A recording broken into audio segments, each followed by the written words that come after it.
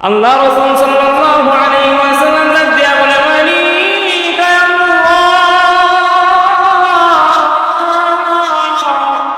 আমার ঘর চতুর্দিক দিয়া কাফেররা ঘেরাও করে ফেলছে। আল্লাহ তোমার কাছে সাহায্য চাই রে মালিক। আয় আল্লাহ, এই কাফেরদের চোখ থেকে, কাফেরদের নির্যাতন থেকে, জুলুম থেকে তুমি আমাকে রক্ষা করো। আল্লাহ রাব্বুল আলামিন সঙ্গে সঙ্গে জিবরাইলকে পাঠিয়ে দিয়েছেন, জিবরাইল যাও আমার মুহাম্মদুর রাসূলুল্লাহ সাল্লাল্লাহু আলাইহি ওয়াসাল্লামের কাছে যায় বলো, আল্লাহ রাসূল এক মুঠ মাটি ধুলো হাতের মধ্যে নিয়া আল্লাহর কোরআনের কিছু অংশ পড়িয়া কাফেরদের শরীরের মধ্যে ছিটায় দেয়। আল্লাহ ফেরেশতা জিবরাইল আলাইহিস সালাম পয়গম্বরের কাছে আসে এক দিনে, পয়গম্বর আল্লাহ রাব্বুল আলামিন আমাকে পাঠিয়েছেন, আপনার হাতের মধ্যে এক মিষ্টি মাটি হাতে নেন আর আল্লাহর কোরআনের আয়াত তেলাওয়াত করা শুরু করেন, কাফেরদের চোখের মধ্যে ছুরি মেরে দেন। আল্লাহ রাসূল সাল্লাল্লাহু আলাইহি ওয়াসাল্লাম এক মিষ্টি বালু হাতের মধ্যে নিয়ে আল্লাহর কোরআনের তেলাওয়াত শুরু করে দিলেন। আউযু বিল্লাহি মিনাশ শাইতানির রাজীম, বিসমিল্লাহির রহমানির রহিম, ইয়াসিন ওয়াল কুরআনিল হাকীম, ইন্নাকা লামিনাল মুরসালিন আলা সিরাতিন মুস্তাকিম, تنزيل العزيز الرحيم، لتنذر قوما ما أنذر آباؤهم، لتنذر قوما ما آباؤهم فهم غافلون،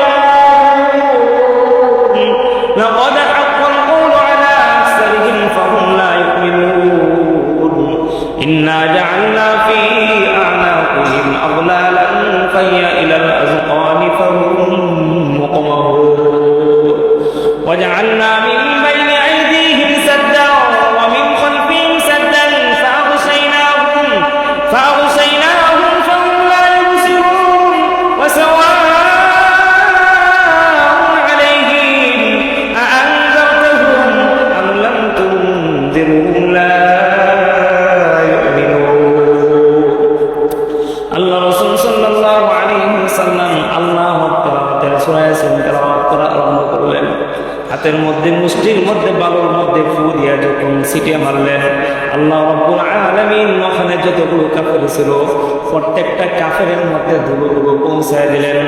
কাফেররা তাদের চোখ যখন জাকি দিতেছিল, আল্লাহ রাসূল সাল্লাল্লাহু আলাইহি ওয়াসাল্লাম ঘর থেকে দৌড় দিয়ে বের হয়ে গেলেন, ডাইরেক্ট আবু বকর রাদিয়াল্লাহু তাআলা আনহুর বাড়িতে গেলেন। আবু বকর রাদিয়াল্লাহু তাআলা আনহুর বাড়িতে মধ্যে যায় যখন সালাম দিছে, দরজার মধ্যে লক্ষ্য দিছে, আসসালামু আলাইকুম ইয়া আবু বকর। আল্লাহ রাসূল সাল্লাল্লাহু আলাইহি ওয়াসাল্লাম আবু বকর সালাম দেওয়ার সঙ্গে সঙ্গে ছোট করে আস্তে করে আওয়াজ দিয়া সালাম দেওয়ার সঙ্গে সঙ্গে দরজা খুলে ফেললেন। আল্লাহ রাসূল ডাক দিয়া বলে, আবু বকর আপনি কি ঘুমান না? আবু বকর ডাক দিয়া বলে, পয়গম্বর আজকে থেকে নিয়ে অনেক দিন আগে আপনি আমার কানে কানে বলেছিলেন আমি নাকি আপনার হিজরতের সাথী হব। আল্লাহি আল্লাহর কসম করে ডাক দিয়া বলে, পয়গম্বর ওই দিন থেকে নিয়ে আজকের এই দিন পর্যন্ত আমি রাত্র হলে জীবনে কোনো ওই দিন থেকে কোনো দিন রাত্রের বিছানার মধ্যে পিঠ লাগাই না। জানি না কবে নাকি আমার পয়গম্বর আমার দরজার সামনে আসিয়া যদি ডাক দেয় আর আমাকে যদি না পায়, কিয়ামতের দিন আল্লাহর কাছে জবাব দিতে পারবো না। এমন একটা ভয়ানক নিয়ে আমি পয়গম্বরের প্রতি ভালোবাসা নিয়ে, মহব্বত নিয়ে কোনদিন রাত্রবেলা আমি বিছানার মধ্যে পিঠ লাগাই না। একদিন চলে যায়, 2 দিন চলে যায়, 3 দিন চলে যায়, বিছানার মধ্যে পিঠ লাগাই না। আল্লাহ রাসূল সাল্লাল্লাহু আলাইহি ওয়াসাল্লাম কান্না আরম্ভ করতে শুরু করে দিলেন। আবু বকর রাদিয়াল্লাহু তাআলা আনহু ডাক দিয়া বলে, ইয়া রাসূলুল্লাহ শুধু আমি ঘুমাই না তা নয়, আমার মেয়ে প্রত্যেক দিন রাত্রেবেলা নাস্তা রেডি করে রাখে। মক্কা থেকে মদিনা অনেক দূরের রাস্তা, যদি এই রাস্তায় যাওয়ার পথে আল্লাহ রাসূলের পেটের মধ্যে ক্ষুধার যন্ত্রণা হয়, এই জন্য আমার মেয়ে প্রত্যেক দিন রাস্তাগুলো রেডি করে রাখে। আল্লাহ রাসূল সাল্লাল্লাহু আলাইহি ওয়াসাল্লাম ডাক দিয়া বলে, আবু বকর, দুনিয়াতে মানুষ একজন মানুষকে আরেকজন মানুষ অনেক ভালোবাসে, কিন্তু এত পরিমাণে ভালোবাসে তোমাকে না দেখলে আমি বিশ্বাস করতাম না। وقال رسول الله صلى الله عليه وسلم من أحب سنتي فقد أحبني ومن أحبني كان معي في الجنة أو كما قال النبي عليه الصلاة والسلام صدق الله مولانا العظيم وصدق رسوله النبي الكريم ونحن على ذلك لمن الشاهدين والشاكرين والذاكرين والحمد لله رب العالمين اللهم صل على نوح محمد في الأرواح وعلى جسد محمد في الأجساد وعلى قلب محمد في القلوب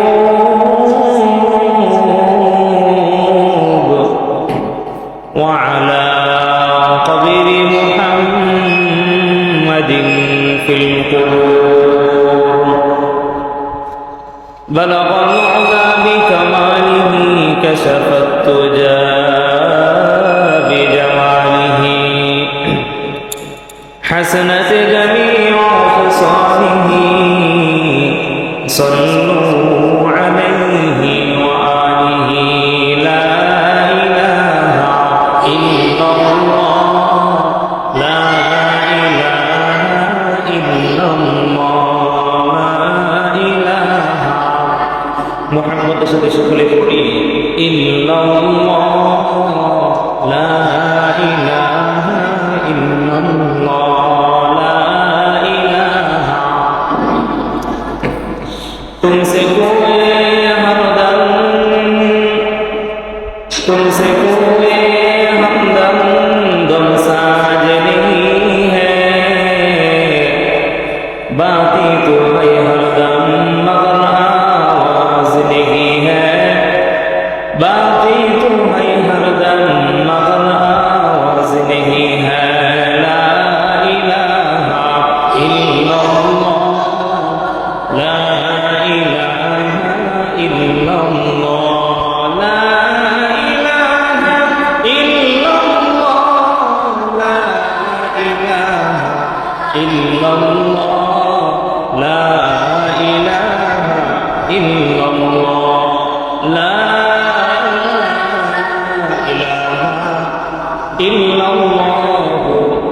মুহাম্মাদুর রাসূলুল্লাহ سبحانك لا علم لنا إلا ما علمتنا إنك أنت العليم الحكيم رب زدني علما رب يسر ولا تعسر وتمم علينا بالخير رب اشرح لي صدري ويسر لي أمري واحلل عقدة من لساني يفقهوا قولي الحمد لمن قدر خيرا وقبلا الحمد لمن قدر خيرا وقبلا والشكر لمن صور حسنا وجمالا والشكر لمن صور حسنا وجمالا فرد صمد عن صفة الخلق بريئون فرد صمد عن صفة الخلق بريء رب عزلي خلق الخلق كمالا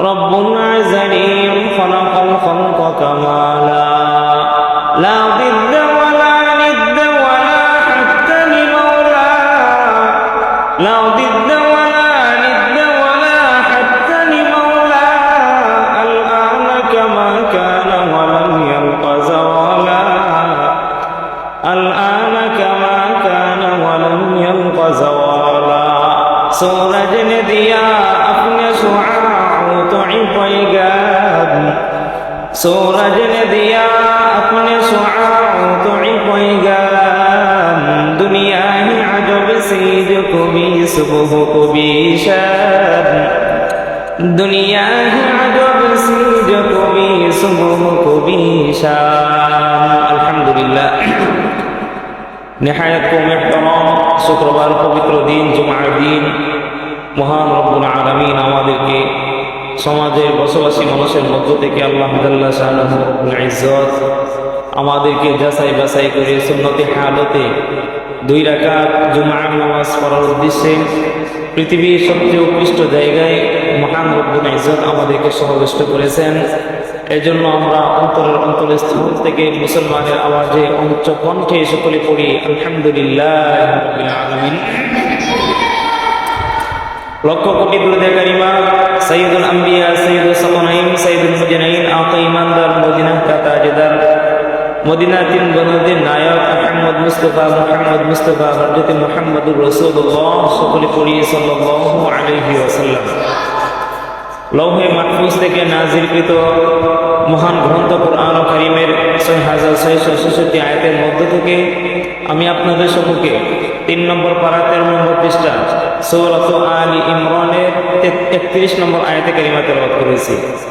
আল্লাহ নবী শেষ নবী সর্বশ্রেষ্ঠ নবীর অসংখ্য অগণীয় অমেয় বাণী পবিত্র হাদিসে কারিমা থেকে একখানা হাদিসে কারিমা তেলাওয়াত করেছি।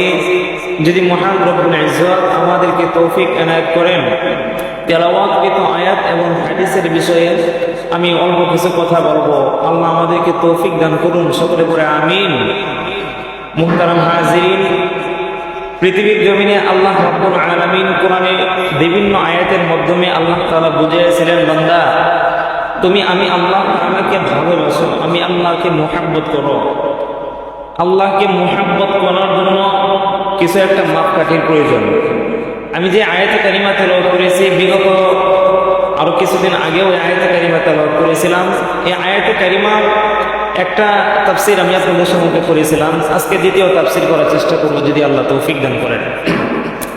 তো আল্লাহ রাব্বুল আলামিন সূরা আলী ইমরানের 131 নম্বর আয়াতে মহান রব্বুল আলামিন আল্লাহ তাআলা ডাক দিয়ে বলতেছে, পয়গম্বর আপনি মানুষদেরকে জানিয়ে দেন, কুল ইন কুনতুম তুহিব্বুনাল্লাহ ফাত্তাবিউনি ইউহিব্বুকুমুল্লাহ ওয়া ইয়াগফির লাকুম যুনুবাকুম ওয়াল্লাহু গফুরুর রহিম। আল্লাহ রাব্বুল আলামিন বলেন, পয়গম্বর আপনি মানুষদেরকে জানিয়ে দেন, যারা আমি আল্লাহ তাআলাকে ভালোবাসতে চায়, যারা আমি আল্লাহ তাআলাকে মুহাব্বত করতে চাই, ভালোবাসতে চাই, আমি আল্লাহ তাআলার কাছাকাছি বান্দা হতে চাই, মুমিন বান্দা হতে চাই, তাকওয়াওয়ালা বান্দা হতে চাই, তারা যেন আপনি নবীকে ভালোবাসে। মুহতারাম হাজিরিন, আল্লাহ তাআলা এই আয়াত দ্বারা মানুষদেরকে বুঝাইছেন, পৃথিবীর জমিনে আমরা যদি কোনো মানুষকে ভালোবাসতে চাই, কোনো মানুষকে মুহাব্বত করতে চাই, তাহলে আরেকটা মানুষের সাহায্য প্রয়োজন। আরেকটা মানুষের হাত ধরে আমরা ওই মানুষটাকে আমাদের ভালোবাসার লক্ষ্য পর্যন্ত আমরা পৌঁছাইতে পারি, যে কোনো একটা মাধ্যম ধরে। আপনি একজনকে ভালোবাসেন, যে কোনো একটা কিছুর মাধ্যমে আপনার ভালোবাসার কাছে আপনি সঠিকভাবে পৌঁছাতে পারেন। তো আল্লাহ তাআলাও ঠিক এইভাবে বলতেছেন যে তোমরা যদি আমি আল্লাহ তাআলাকে ভালোবাসতে চাও, তাহলে আমি পয়গম্বরকে মানে যে মুহাম্মদুর রাসূলুল্লাহ সাল্লাল্লাহু আলাইহি ওয়াসাল্লামকে না বানাইলে আসমান চন্দ্র সূর্য নক্ষত্র পৃথিবী পানা নদী নালা খাল বিল মানুষ জিন ইনসান কিচ্ছুই আল্লাহ তৈরি করতেন না। সেই রব্বুল আলামিন আমাদেরকে আল্লাহ তাআলা বলেছেন যে তোমরা যদি আমি আল্লাহ তাআলাকে ভালোবাসতে চাই তাহলে আমি পয়গম্বরকে তোমরা মুহাব্বত করো, ভালোবাসো, পয়গম্বরকে অনুসরণ করো। আর রাসূল কারীম সাল্লাল্লাহু আলাইহি ওয়াসাল্লাম যে তোমরা যদি আমি পয়গম্বরকে ভালোবাসতে চাও তাহলে সাহাবায়ে কেরামদের অনুসরণ করো। তোমরা সাহাবায়ে কেরাম কিভাবে আমি পয়গম্বরকে ভালোবাসতেন, সাহাবায়ে কেরাম কিভাবে আমি পয়গম্বরকে মুহাব্বত করতেন, ভালোবাসতেন, আর আমি পয়গম্বরকে ভালোবাসার জন্য কি পরিমাণ ত্যাগ কুরবানি করেছেন। সাহাবায়ে কেরাম জীবনের শেষ মুহূর্ত পর্যন্ত নবীর সুন্নতকে জিন্দা রেখেছেন। তারা জীবনের সর্বশেষ নিঃশ্বাস পর্যন্ত, জীবনের সর্বশেষ নিঃশ্বাস পর্যন্ত একমাত্র আল্লাহর রাসূলকে তারা ভালোবেসে গেছেন। সাহাবায়ে কেরাম অসংখ্য অগণীয় সাহাবায়ে কেরাম, কিন্তু আল্লাহ রাসূল সাল্লাল্লাহু আলাইহি ওয়াসাল্লামের চারজন খলিফা ছিলেন। আল্লাহ রাসূল সাল্লাল্লাহু আলাইহি ওয়াসাল্লামের চারজন খলিফা ছিলেন। যে চারজন খলিফা আল্লাহ রাসূল সাল্লাল্লাহু আলাইহি ওয়াসাল্লামকে এত পরিমাণে ভালোবাসতেন, এত পরিমাণে মুহাব্বত করতেন, অন্যান্য সাহাবীদের থেকেও এই চারজন খলিফা, যাদেরকে বলা হয় খোলাফায়ে রাশিদিন, যে চারজন সাহাবী, এই চারজন সাহাবী আল্লাহ রাসূলের খুব নিকটবর্তী সাহাবী ছিলেন। এই জন্য এক কবি তার কবিতার লেখনে বলতেছেন, চারজন সাহাবী কারা, কবিতার লেখনে বলতেছেন, দুনিয়ায় সদাকত মে তেরা নাম রহেগা, দুনিয়ায় সদাকত মে তেরা নাম রহেগা, सिद्दीक तेरा नाम से इस्लाम रहेगा, सिद्दीक तेरा नाम से इस्लाम रहेगा, दुनिया अदालत में तेरा नाम रहेगा,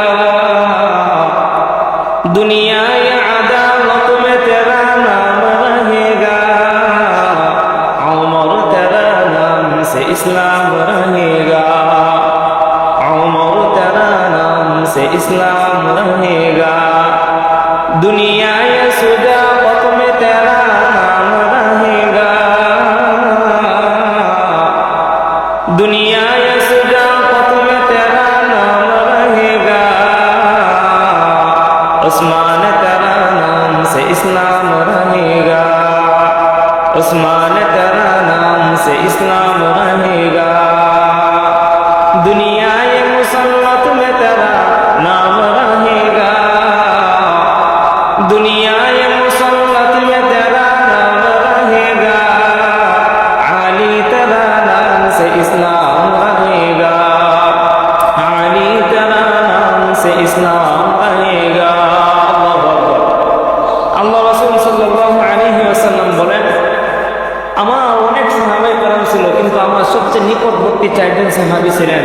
এক নম্বর হচ্ছে হযরত ওমর, হযরত ওসমান, হযরত আলী, হযরত আবু বকর সিদ্দিক রাদিয়াল্লাহু তাআলা আনহু। এই চারজন ছিলেন আমার খলিফা, আল্লাহ রাসূলের খলিফা। এই চারজন আল্লাহ রাসূল সাল্লাল্লাহু আলাইহি ওয়াসাল্লামের জন্য যত ত্যাগ কুরবানি করেছেন, অন্যান্য সাহাবীদের থেকেও হাজার হাজার গুণ বেশি ত্যাগ কুরবানি করেছেন এই চারজন। আল্লাহ রাসূল সাল্লাল্লাহু আলাইহি ওয়াসাল্লাম বুখারী সহিহ বুখারীর 15 নম্বর হাদিস, আল্লাহ রাসূল বলেন, লা ইউমিনু আহাদুকুম হাত্তা আকুনা আহাব্বা ইলাইহি মিন ওয়ালিদিহি ওয়া ওয়ালাদিহি ওয়ান নাসি আজমাইন। আল্লাহ রাসূল সাল্লাল্লাহু আলাইহি ওয়াসাল্লাম বলেন যে তোমরা যদি দুনিয়া, তোমার মা বাবা, আত্মীয় স্বজন, পার্বতী এলাকাবাসী যারা আছে না, এদের সবার থেকে যতক্ষণ পর্যন্ত আমাকে মুহাব্বত না করতে পারবা, দুনিয়ার সব থেকে বেশি যতক্ষণ পর্যন্ত আমি নবীজিকে ভালোবাসতে না পারবা, ততক্ষণ পর্যন্ত তোমরা সত্যিকারের মুমিন হতে পারবা না। তাহলে আল্লাহ রাসূলের এই হাদিস দ্বারা আমরা কি বুঝলাম? যে আল্লাহ রাসূল বলেছেন যে যতক্ষণ দুনিয়ার সব থেকে বেশি যদি আল্লাহর পরে, দুনিয়ার সব থেকে বেশি যদি আমি পয়গম্বরকে মুহাব্বত করতে পারো, আমি পয়গম্বরকে ভালোবাসতে পারো, তাহলে সত্যিকারের আশিক রাসূল তোমাদেরকে বলা হবে, তাহলে সত্যিকারের মুমিন তোমাদেরকে বলা হবে, তাহলে সত্যিকারের ঈমানদার তোমাদেরকে বলা হবে। কি করলে? আমি পয়গম্বরকে দুনিয়ার সব থেকে বেশি ভালোবাসতে হবে। সাহাবায়ে কেরাম আমি মুহাম্মদুর রাসূলুল্লাহকে কিভাবে ভালোবাসতেন? আল্লাহ রাসূল সাল্লাল্লাহু আলাইহি ওয়াসাল্লাম মক্কা থেকে যখন মদিনায় হিজরত করতে যাবেন, অনেক বিপদের মধ্যে পড়ে যখন আর মক্কার মধ্যে থাকা সম্ভব হচ্ছিল না। কাফের খ্রিস্টান আল্লাহ রাসূল সাল্লাল্লাহু আলাইহি ওয়াসাল্লামকে উপর জুলুম শুরু করে দিয়েছেন, অত্যাচার শুরু করে দিয়েছেন। গভীর রজনীতে আল্লাহ রাসূল সাল্লাল্লাহু আলাইহি ওয়াসাল্লাম ঘরের মধ্যে শুয়েছিলেন। এমন অবস্থায় চতুর্দিক দিয়ে কাফের আল্লাহ রাসূল সাল্লাল্লাহু আলাইহি ওয়াসাল্লামের ঘরকে ঘেরাও করে ফেলেছেন তরবারি হাতে নিয়ে। আল্লাহ রাসূল সাল্লাল্লাহু আলাইহি ওয়াসাল্লাম ডাক দিয়া বলে, মালিক আল্লাহ, আমার ঘর চতুর্দিক দিয়ে কাফেররা ঘেরাও করে ফেলেছে। আল্লাহ, তোমার কাছে সাহায্য চাই রে মালিক। আয় আল্লাহ, এই কাফেরদের চোখ থেকে, কাফেরদের নির্যাতন থেকে, জুলুম থেকে তুমি আমাকে রক্ষা করো। আল্লাহ রাব্বুল আলামিন সঙ্গে সঙ্গে জিবরাইলকে পাঠিয়ে দিয়েছেন, জিবরাইল যাও আমার মুহাম্মদুর রাসূলুল্লাহ সাল্লাল্লাহু আলাইহি ওয়াসাল্লামের কাছে যায় বলো, আল্লাহ রাসূল এক মুঠ মাটি ধুলো হাতের মধ্যে নিয়া আল্লাহর কোরআনের কিছু অংশ পড়িয়া কাফেরদের শরীরের মধ্যে ছিটায় দেয়। আল্লাহ ফেরেশতা জিবরাইল আলাইহিস সালাম পয়গম্বরের কাছে আসে এক দিনে, আল্লাহ রাব্বুল আলামিন আমাকে পাঠিয়েছেন, আপনার হাতের মধ্যে এক মিষ্টি মাটি হাতে নেন আর আল্লাহর কোরআনের আয়াত তেলাওয়াত করে শুরু করেন, কাফেরদের চোখের মধ্যে ছুরি মেরে দেন। আল্লাহ রাসূল সাল্লাল্লাহু আলাইহি ওয়াসাল্লাম এক মিষ্টি বালু হাতের মধ্যে নিয়ে আল্লাহর কোরআনের তেলাওয়াত শুরু করে দিলেন। আউযু বিল্লাহি মিনাশ শাইতানির রাজীম, বিসমিল্লাহির রহমানির রহিম, ইয়াসিন والقرآن الحكيم إنك لمن المرسلين على صراط مستقيم تنزيل العزيز الرحيم لتنذر قوما ما أنذر آباؤهم لتنذر قوما ما آباؤهم فهم غافلون لقد حق القول على أكثرهم فهم لا يؤمنون إنا جعلنا في أعناقهم أغلالا فهي إلى الأذقان فهم مقمحون وجعلنا من بين أيديهم سدا ومن خلفهم سدا فأغشيناهم فهم لا يبصرون وسواء عليهم أأنذرتهم أم لم تنذرهم لا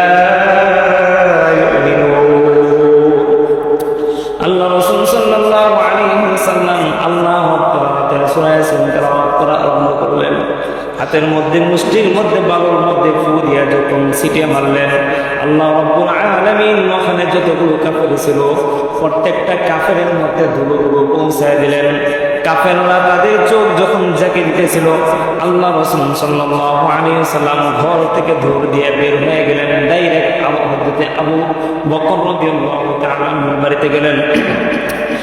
আবু বকর রাদিয়াল্লাহু তাআলা আনহুর বাড়িতে মধ্যে যায় যখন সালাম দিছে, দরজার মধ্যে লক্ষ্য দিছে, আসসালামু আলাইকুম ইয়া আবু বকর।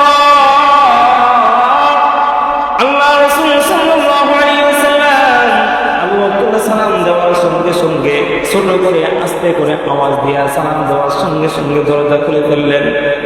আল্লাহ রাসূল ডাক দিয়া বলে, আবু বকর আপনি কি ঘুমান না? আবু বকর ডাক দিয়া বলে, পয়গম্বর আজকে থেকে নিয়ে অনেক দিন আগে আপনি আমার কানে কানে বলেছিলেন আমি নাকি আপনার হিজরতের সাথী হব। আল্লাহি আল্লাহর কসম করে ডাক দিয়া বলে, পয়গম্বর ওই দিন থেকে নিয়ে আজকের এই দিন পর্যন্ত আমি রাত্র হলে জীবনে ওই দিন থেকে কোনো দিন রাত্রের বিছানার মধ্যে পিঠ লাগাই না। জানি না কবে নাকি আমার পয়গম্বর আমার দরজার সামনে আসে যদি ডাক দেয় আর আমাকে যদি না পায়, কিয়ামতের দিন আল্লাহর কাছে জবাব দিতে পারবো না। এমন একটা ভয়ানক নিয়ে আমি পয়গম্বরের প্রতি ভালোবাসা নিয়ে আমার মহব্বত নিয়া কোনোদিন রাত্রেবেলা আমি বিছানার মধ্যে পিঠ লাগাই না। একদিন চলে যায়, 2 দিন চলে যায়, 3 দিন চলে যায়, বিছানার মধ্যে পিঠ লাগাই না।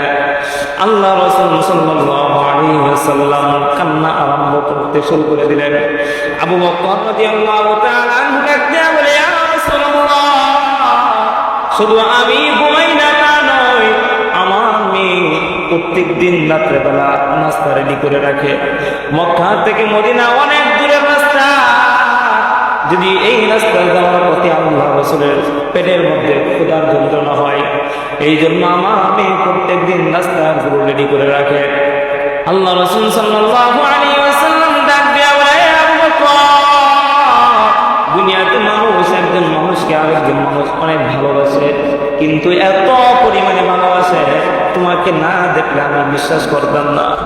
আল্লাহ রাসূল সাল্লাল্লাহু আলাইহি ওয়াসাল্লামকে নিয়ে আবু বকর ঘর থেকে যখন বাইর হয়ে গেছে, ঘর থেকে বাইর হওয়া যাওয়ার সময় আল্লাহ রাসূল সাল্লাল্লাহু আলাইহি ওয়াসাল্লাম তাকায় দেখেন আবু বকর একবার আল্লাহ রাসূলের সামনে দিয়ে হাঁটে, আবার কতক্ষণ পরে পিছন দিয়ে হাঁটে, আবার কতক্ষণ পরে ডান দিয়ে হাঁটে, আবার কতক্ষণ পরে ডান দিয়ে হাঁটে। আল্লাহ রাসূল ডাক দিয়া বলে, আবু বকর, আমি বুঝতে পারি না তুমি আমার সামনে দিয়ে একবার হাঁটো, আবার পিছন দিয়ে একবার হাঁটো, আবার সামনে দিয়ে একবার হাঁটো, আবার সামনে দিয়া ডানে দিয়া বামে দিয়া পিছন দিয়া সামনে দিয়া হাঁটো, বুঝতে পারি না। আবু বকর ডাক দিয়া বলে, পয়গম্বর, আমি যখন ডান দিয়া হাঁটি তখন মনে হয় বাম দিক দিয়ে কোনো কাপড় আপনাকে তীর দিয়ে আঘাত করবে, তাড়াতাড়ি বাম দিকে চলে যায়। আবার যখন ডান দিকে হাঁটি মনে হয় পশ্চিম দিকে আপনাকে কোনো কাপড় আক্রমণ করবে, আবার পশ্চিমের মধ্যে চলে যায়। আবার যখন দক্ষিণ দিয়ে হাঁটি তখন মনে হয় উত্তর দিয়া মনে হয় পয়গম্বরকে কাফেররা টার্গেট করে, কাফেররা মনে হয় তীর দিয়ে আল্লাহ রাসূলকে হত্যা করার চেষ্টা করবে। আমি তখন ডান দিকে চলে যাই। কেমন ভালোবাসতেন আবু বকর আল্লাহ রাসূলকে, কেমন ভালোবাসতেন। উহুদের ময়দানে আল্লাহ রাসূল সাল্লাল্লাহু আলাইহি ওয়াসাল্লাম উহুদের ময়দানে যখন যাবেন, হযরতে বেলাল রাদিয়াল্লাহু তাআলা ফজরের নামাজের সময় মাইক দিয়া ঘোষণা করলেন, জিহাদের ময়দানে যাওয়ার জন্য জিহাদ করলেন, ঘোষণা করলেন। এক মহিলা মদিনার মধ্যে মক্কার মধ্যে এক মহিলা চিৎকার করে কান্না আরম্ভ করলেন। মহিলা ছোট বাচ্চা 7 বছরের বাচ্চা ডাক দিয়া বলে, আমার জনম দুঃখিনী মা,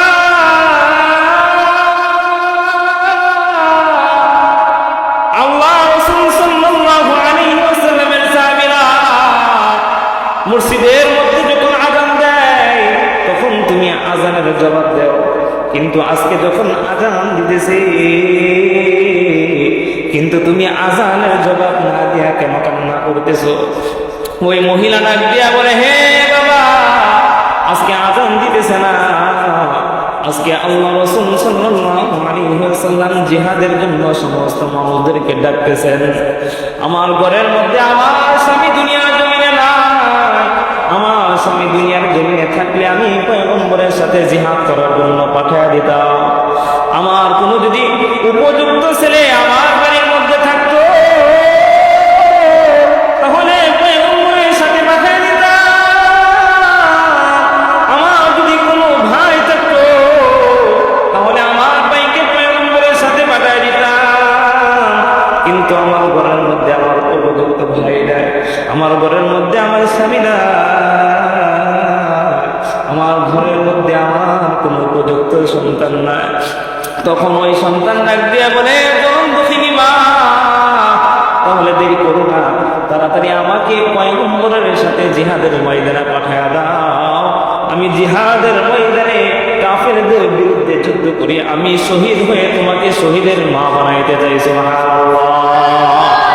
আশিক মেরা দরে শহীদ শাহদ আলম, আশিক মেরা দরে শহীদ শাহদ আলম, সুন্নত কি पैरवी करते रहो हर जहर दो, सुन्नत की पैरवी करते रहो हर जहर दो। ওই বালকটা ডাক দেয়া বলে, জন্মদুঃখিনী মা, আমাকে নিয়ে মুহাম্মদের কাছে যা। মহিলা ডাক দেয়া বলে, বালক, মাত্র 7 বছরের তুমি একটা বাচ্চা, এই 7 বছরের বাচ্চা দিয়া আল্লাহ রাসূল যুদ্ধের ময়দানে কি করবেন? এই বালককে নিয়ে আল্লাহ রাসূল সাল্লাল্লাহু আলাইহি ওয়াসাল্লামের কাছে গেলেন। ডাক দিয়া বলে, পয়গম্বর, সিরিয়ালের মধ্যে দাঁড়াইলেন। মসজিদের নববতীর সামনে যখন গেলেন, তাকে দেখে সাহাবায়ে কেরাম যুদ্ধের ময়দানে দাঁড়ানোর জন্য, যাওয়ার জন্য সিরিয়ালে দাঁড়াইতেছেন। এমন সময় এই সিরিয়ালের মধ্যে যায়া এই মহিলাও অংশগ্রহণ করলেন। সাহাবীরা ডাক দিয়া বলে, আমার মা, এই সিরিয়ালের মধ্যে কোনো মহিলা যুদ্ধের ময়দানে যাইতে পারবে না, তাহলে তুমি কেন এই সিরিয়ালের মধ্যে দাঁড়াইলা? বলে, আমার 7 বছরের একটি বাচ্চা, এই বাচ্চাকে আল্লাহ রাসূলের সাথে যুদ্ধের ময়দানে পাঠাবো। সাহাবায়ে কেরাম ডাক দিয়া বলে, মহিলা, 7 বছরের বাচ্চাকে নিয়ে আল্লাহ রাসূল যুদ্ধের ময়দানে যাবে না, চলে যাও, বাড়ির মধ্যে চলে যাও। মহিলা ডাক দিয়া বলে, সাহাবীরা, আমার 7 বছরের বাচ্চা ছাড়া আল্লাহ রাসূলের সাথে যুদ্ধের ময়দানে পাঠানোর মতন আর কেউ নাই। তখন সাহাবায়ে কেরাম ডাক দিয়া বলে, পয়গম্বর, এই যে একটা মহিলা তার সন্তানকে যুদ্ধের ময়দানে দেওয়ার জন্য অংশগ্রহণ করলেন। পয়গম্বর ডাক দিয়া বলে, জন্মদুঃখিনী মা, তোমার এই 7 বছরের বাচ্চাকে নিয়ে আমি কি করব? তোমাকে তো যুদ্ধের ময়দানে নিয়ে যাইতে পারবো না, যুদ্ধের ময়দানে তোমাকে নিয়ে যাইতে পারবো না, তোমার সন্তানকে নিয়ে তুমি বাড়ির মধ্যে চলে যাও। মহিলা কান্না ভেঙ্গে পড়লেন। আল্লাহ রাসূল সাল্লাল্লাহু আলাইহি ওয়াসাল্লামকে ডাক দিয়ে বলে, মুহাম্মদ, ইয়া রাসূলুল্লাহ, হে পয়গম্বর, হে মুহাম্মদুর রাসূলুল্লাহ, আমার 7 বছরের বাচ্চাটাকে আপনি যুদ্ধের ময়দানে যান, যুদ্ধের ময়দানে নিয়ে যান।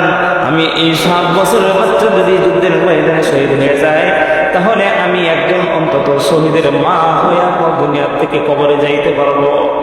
এমন সময় আল্লাহ রাসূল ডাক দিয়া বলে, মহিলা, তোমার সন্তানকে নিয়ে তুমি বাড়ির মধ্যে যাও, তোমাকে ওয়াদা দিলাম, তোমার সন্তান যখন বড় হবে তখন এই সন্তানকে নিয়ে আমি যুদ্ধের ময়দানে যাব। সুবহানাল্লাহ। মহিলা যখন চলে আসতেছে, এমন সময় ছোট বালক, মহিলা সন্তান, 7 বছরের বাচ্চা, 7 বছরের বাচ্চা ডাক দিয়া বলে, মা, আমাকে নিয়ে কোথায় যাও? বলে, তোমাকে নিয়ে বাড়ির মধ্যে যাই। এমন সময় ওই 7 বছরের বাচ্চা ডাক দিয়া বলে, মা গো,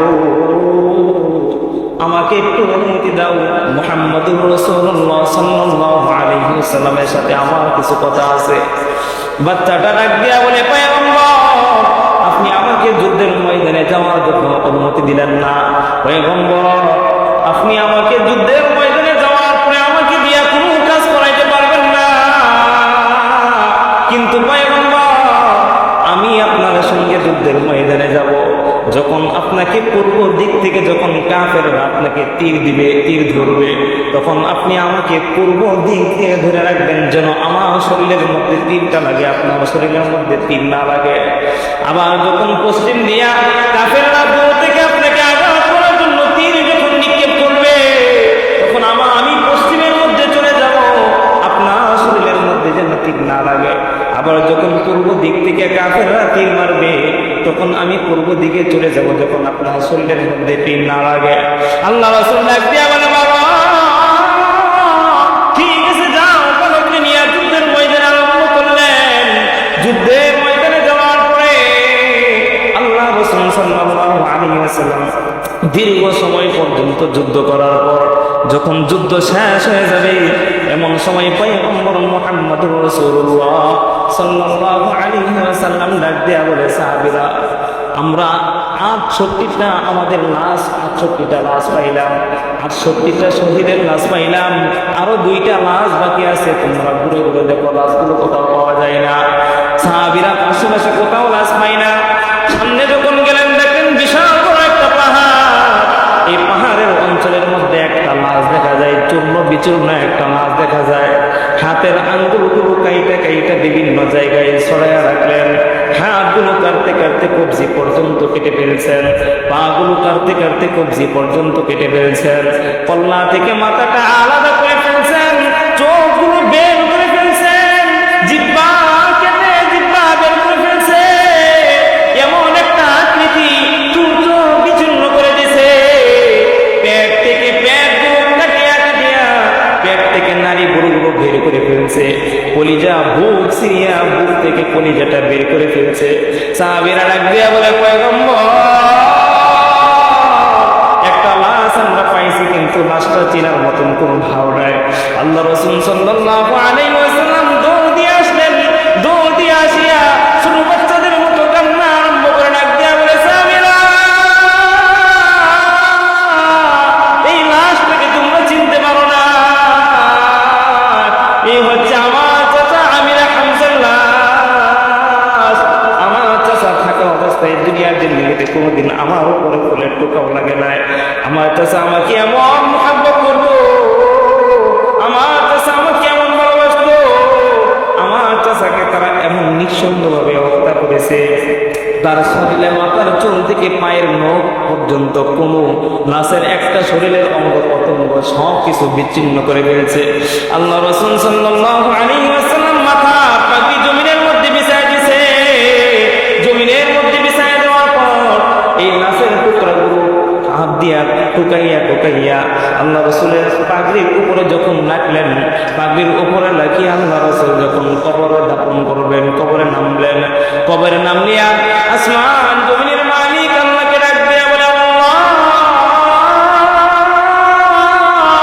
আমার চাচা আমিরা হামজা কাফেররা এমন ভাবে হত্যা করছে, এমন ভাবে হত্যা করছে, তার মাথার চুল থেকে নিয়ে পায়ের নখ পর্যন্ত সমস্ত শরীরকে রেখে চূর্ণ বিচূর্ণ করে দিয়েছে। শরীরের চেহারাটা দেখলে চেনা যায় না, রক্তাক্ত করে ফেলছে, ভিতর থেকে কলিজাটা বের করে দিচ্ছে, নারী বুড়ি সব কিছু বের করে ফেলছে। রে আল্লাহ, এই চাচাকে আমার নিজের রহমতি হাত দ্বারা বরকতি হাত দ্বারা কবরের মধ্যে রাখলাম, এই চাচার সাথে আমার জান্নাতের ময়দানে আল্লাহ আমার চাচাকে এমন ভাবে তুমি মর্যাদা দিবা, দুনিয়ার জীবনে যেমন কষ্ট দিছে তার থেকেও আমার চাচাকে কিয়ামতের দিন এমন ভাবে জান্নাত দিবা, পৃথিবীর সবচেয়ে মানুষের উচ্চ স্থানে জান্নাত আমার চাচাকে দিবা। সুবহানাল্লাহ। এমন সময় মহিলা বুরকা পিনতে পর্দা অন্তরে মহিলা ডাক দিয়ে বলে, পয়গম্বর, আমার স্বামী আল্লাহ রাসূল সাল্লাল্লাহু আলাইহি ওয়াসাল্লাম দুনিয়ার মধ্যে ওই যে উহুদের মধ্যে যে সমস্ত সাহাবায়ে কেরাম যুদ্ধের ময়দানে শহীদ হয়ে গেছেন, আল্লাহ রাসূল সাল্লাল্লাহু আলাইহি ওয়াসাল্লাম ডাক দিয়ে বলে, সাহাবীরা, যারা শহীদ হয়ে গেছে তাদেরকে গোসল ছাড়া তোমরা দাফন করে দাও। এমন সময় মহিলা ডাক দিয়া বলে, পয়গম্বর, সমস্ত মানুষকেও যদি আপনি দাফন ছাড়া গোসল করান, আপনি যদি গোসল ছাড়া দাফন করায় দেন কোনো আপত্তি নাই, কিন্তু আমার স্বামীকে আপনি দাফন ছাড়া গোসল করাইবেন না। আল্লাহ রাসূল সাল্লাল্লাহু আলাইহি ওয়াসাল্লাম ডাক দিয়া বলে, মা, তোমাকে চিনতে পারি না, কে তুমি? চিনতে পারি নাই। মহিলা ডাক দিয়া বলে, পয়গম্বর, গতকালকে আপনি নিজের হাত দ্বারা আমাদেরকে বিবাহ করাইছেন হযরতে হানজালা, আমি হযরতে হানজালার স্ত্রী। হানজালা আমার সাথে স্ত্রী সঙ্গ করেছে, মিলন করেছে, মিলন হওয়ার পরে যখন গোসল করার জন্য গেলেন, এমন সময় কানের মধ্যে শব্দ আসে, আল্লাহ নবী যুদ্ধের ময়দানে না, পয়গম্বরকে হত্যা করে ফেলছে। হযরতে হানজালা রাদিয়াল্লাহু তাআলা আনহু, আল্লাহ নবীর সাহাবী, হানজালা স্ত্রীকে ডাক দিয়ে বলে, লুঙ্গি সাবান যা আছে সব কিছু খুলে দাও, ওই যে আমার ঘর থেকে তরবারিটা হাতে দাও। স্ত্রী ডাক দিয়ে বলে, স্বামী, আপনার তো ফরজ গোসলটা অন্তত ফরজ গোসলটা করে যান। এমন সময় হানজালা রাদিয়াল্লাহু তাআলা আনহু ডাক দিয়ে বলে, স্ত্রী, আমার পয়গম্বর যেখানে নাই সেখানে আমার গোসলের প্রয়োজন নাই, খাবারের প্রয়োজন নাই, তাড়াতাড়ি তরবারিটা হাতে দাও। তাড়াতাড়ি তরবারি হাতে নিয়ে উহুদের যুদ্ধের ময়দানে চলে গেছে। হযরতে হানজালা রাদিয়াল্লাহু তাআলা আনহু শহীদ হয়ে গেছেন। শহীদ হওয়ার পরে আল্লাহ রাসূল সাল্লাল্লাহু আলাইহি ওয়াসাল্লাম ডাক দিয়ে বলে, সাহাবীরা, হানজালাকে গোসলের ব্যবস্থা করো। সাহাবায়ে কেরাম যখন হানজালার গোসলের ব্যবস্থা করতেছিলেন,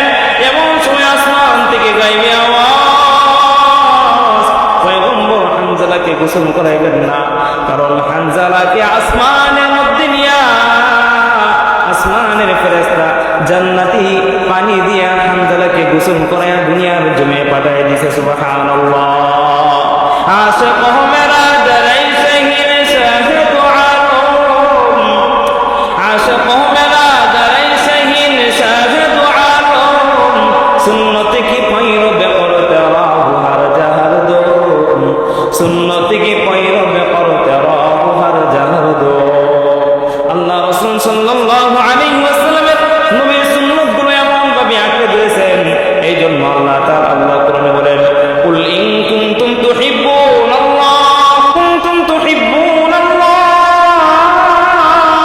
ফাত্তাবিউনি ইউহিব্বুকুমুল্লাহ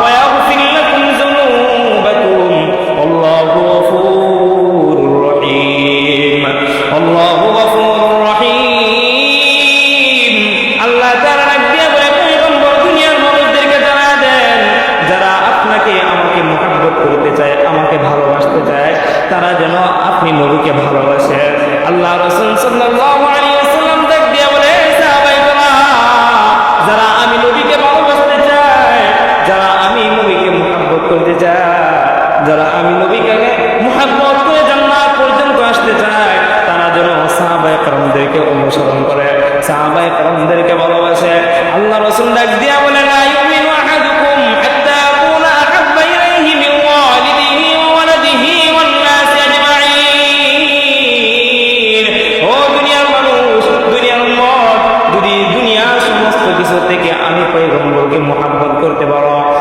দুনিয়ার সমস্ত কিছু থেকে আমি পয়গম্বরকে ভালোবাসতে পারো দুনিয়ার সব কিছু থেকে যদি আমি পয়গম্বরকে ভালোবাসো তোমার মার থেকেও যদি আমাকে বেশি ভালোবাসো তোমার বাবার থেকেও বেশি আমাকে ভালোবাসো তোমার স্ত্রীর থেকেও বেশি আমাকে ভালোবাসো তোমার সন্তানকে বেশি আমাকে ভালোবাসো তোমার সন্তান সন্তানাদি স্ত্রী পুত্র যা কিছু আছে এই সব কিছুর থেকে যদি আমি পয়গম্বরকে ভালোবাসতে পারো তাহলে বলেন মান আহাব্বা সুন্নতি ফাকাদ আহাব্বানি ওয়া মান আহাব্বানি কানা মাই ফিল জান্নাহ আল্লাহ রাসূল ডাক দিয়া বলে যারা আমি সুন্নাত থেকে ভালোবাসে আমার সুন্নাতটাকে ভালোবাসতে বাসতে আশিক রাসূল হয়ে যায় আমার সুন্নাতটাকে ভালোবাসতে বাসতে জীবনের প্রত্যেকটা জায়গার মধ্যে সুন্নাতটাকে আঁকড়ে ধরে এই সমস্ত মানুষদেরকে জান্নাত কিয়ামতের দিন আমি পয়গম্বরের সাথে জান্নাত হবে সুবহানাল্লাহ মুসলমান ভাইরা আমার এইজন্য আল্লাহ রাসূল সাল্লাল্লাহু আলাইহি ওয়াসাল্লামের সুন্নাতগুলো জীবনের মধ্যে আঁকড়ে ধরবেন আল্লাহকে ভয় করবেন আর আল্লাহ রাসূল সাল্লাল্লাহু আলাইহি ওয়াসাল্লামের সুন্নাতগুলোকে আঁকড়ে ধরবেন আর আল্লাহ তাআলা সর্বশেষে বলেন ওয়াত্তাকুল্লাহ আমাকে ভয় করো ভয় করার মতন ভয় করো আল্লাহ তাআলা বলেন ইয়া আইয়ুহাল্লাযীনা আমানু তাকুল্লাহ হাক্কা তুকাতিহি ওয়া লা তামুতুন্না ইল্লা ওয়া আনতুম মুসলিমুন আল্লাহ তাআলা ডাক দিয়ে বলে বান্দা দুনিয়া তুমি আমি আল্লাহকে তুমি ভয় করো হাক্কা তুকাতিহি ওয়া লা তামুতুন্না ভয় করার মতন তুমি ভয় করো ইল্লা ওয়া আনতুম মুসলিমুন আমি আল্লাহ মুসলমান না হয়ে তোমরা কবরের মধ্যে আসো না আল্লাহ কোরআনের মধ্যে বলেন কুল্লু নাফসিন বিমা কাসাবাত রাহিনা দুনিয়ার প্রত্যেকটা কৃতকর্মের হিসাব কিয়ামতের দিন আল্লাহর কাছে দিতে হবে অন্য আয়াতে বলেন মা ইয়ালফিযু মিন কাউলিন ইল্লা লাদাইহি রাকীবুন আতীদ মানুষ দুনিয়া দুনিয়া যা কিছু করে এমন একটা জায়গার মধ্যে একত্রিত হয়ে গেছে দুনিয়ার কোনো মানুষ জানে না জিনার মধ্যে লিপ্ত হয়ে গেছে চুরির মধ্যে লিপ্ত হয়ে গেছে অন্যায় কাজের মধ্যে তোমরা লিপ্ত হয়ে গেছো হারামের মধ্যে লিপ্ত হয়ে গেছো আর সুদের মধ্যে লিপ্ত হয়ে গেছো মনে মনে ভাবতেছো দুনিয়ার কোনো মানুষ দেখে না কিন্তু আল্লাহ তাআলা বলেন মা ইয়ালফিযু মিন কাউলিন ইল্লা লাদাইহি রাকীবুন আতীদ সব কিছু কিন্তু রেকর্ড হয়ে যাইতেছে